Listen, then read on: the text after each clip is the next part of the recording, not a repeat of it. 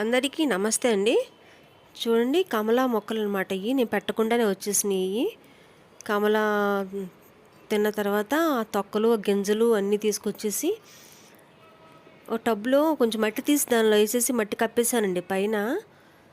అవి అలా గుత్తులు గుత్తులుగా వచ్చేసినాయి. మొక్కలు మాత్రం చక్కగా కమలా గింజలు పడి వస్తాయి అనుకోవాలి నేనైతే, కానీ ఎలా వచ్చినాయి చూడండి, పెట్టకుండానే వచ్చేసినాయి. చాలా మొక్కలు వచ్చినాయండి. ఆకులు 3 ఆకు కూడా రెడీ అయిపోయింది అనమాట ఆడడానికి. ఈ కొంచెం పెద్ద అయినాక తీసి వేరే డబ్బులు పెడతాను. ఇలాగ మనం విడిగా పెడితే కనుక రావేమో, కానీ ఇలా అయితే తొందరగా వచ్చేసినాయి ఏంటో మరి. ఇలా పెట్టేయండి.